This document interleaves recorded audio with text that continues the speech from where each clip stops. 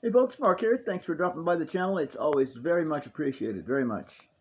I'm at 206 subscribers right now, and I sure do thank y'all for subscribing to my little channel. It's not big, it's not heavily financed, but it's a passionate channel because I love the hobby and I love everybody in it. Okay, so here's my latest project. I can only call this project an attempt at this early stage because I don't know if it'll actually come to fruition. We'll see, but I'm going to have a lot of fun trying. Now, we're looking at my blade.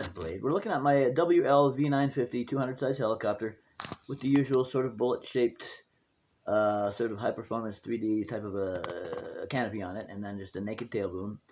And what we're looking at here is a drawing in progress.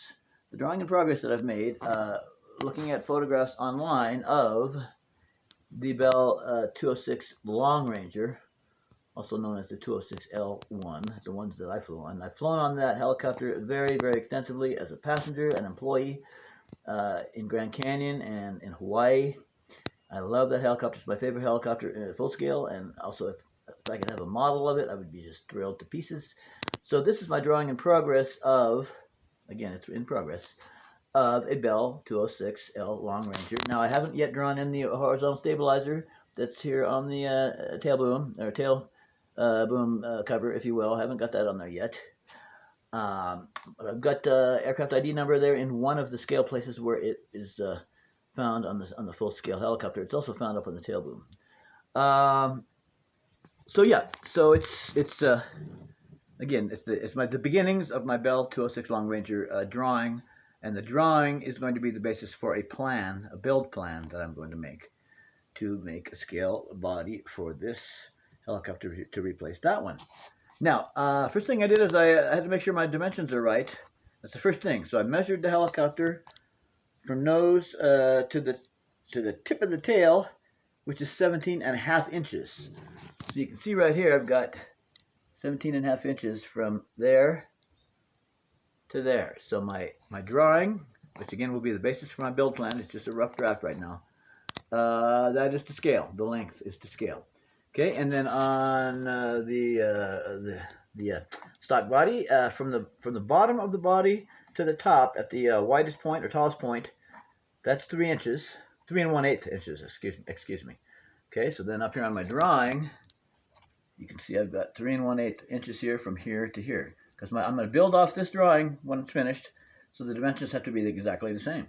And then the last dimension that I measured was from the fuselage proper, if you will, front to back.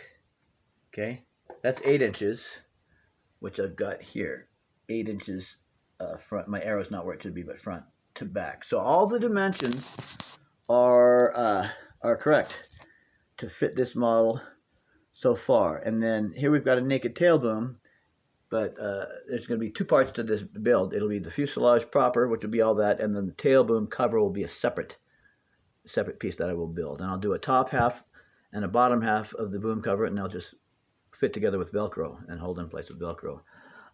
This one's going to be more complicated, the main fuse, and I haven't quite figured out how exactly I'm going to do that, how many pieces will be involved. So yeah, but we'll get that done.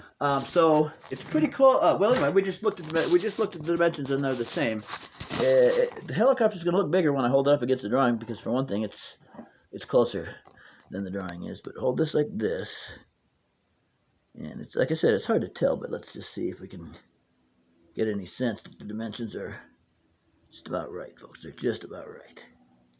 Yep. It's hard to see, but they're just about right, ladies and gents. Okay? Yeah. I think we lost our focus. We did. Okay, well, anyway, yeah, it's really, really close, ladies and gents. So, yeah, and the Jet Ranger's got some, the details are to scale. Like there's a window here at your feet, whether you're a passenger on the left seat up in front or the pilot in the right seat up in front. There's a clear window here on the full-scale aircraft, so we're going to have that on the model, on the new fuse that I'm building. Of course, you got your windshield. Focus. There you go. Got your windshield and the windows. Those are the number of windows that you've got. You got your vents up here and the engine cowling up there. Yeah, and what else? Yeah, the proportion of the tail boom and tail rotor to the fuse is about correct. So that's it, folks. That is the project. So I'm going to keep tweaking this drawing here. There you go. I'm going to keep on tweaking this drawing here until I get it as close as I possibly can. Then I'm going to build it out of balsa. Now, I've used balsa a lot. There's thin sheets. They're about, what, maybe 3 feet long, and you can get them as thin as about I get paint on my fingers, about that thin, really thin. So I can get this balsa that's so thin I can bend it and mold it, and create the shapes that I need to, you know. Like for the nose is going to have quite a bit of bending, and it'll probably be multiple pieces, you know. But bend it like that. The bottom will be bent also. Anyway, I can bend that material to make all the fused pieces, and I don't know how many pieces there will be. I think I already said this, but for the tail boom, I'll have a top and a bottom half and then put them together. For this one, I'll probably have either a top and a bottom or a left and a right. I haven't figured out which, right? But, yeah, so we'll get that going on. Of course, we'll cut out the windows in the balsa, as I've done on my airplanes, like this airplane. Right there. Zoom in. I put clear windows on that. It's hard to see, but I put clear windows on that. And I'll do the same thing on this Long Ranger project that I'm gonna do. So I'll have clear windows, clear windshield.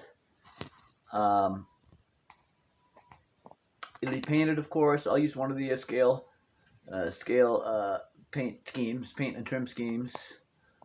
And yeah, so the balsa will be very light. I'll be able to bend it and mold it how I need to get the shapes that I need. And then it'll be designed to just easily install right on that V950. So instead of looking like it does now, which is cool, but it's got the usual sort of sport copter look, instead of that, it'll be pretty scale Long Ranger look. Alright, that's what I'm hoping for. And again, I don't know if this is going to work out. We'll see. So keep your fingers crossed for me, ladies and gents. This is pilot and driver Mark, and co-pilot and co-driver Jimmy signing off in 5, 4, 3, 2.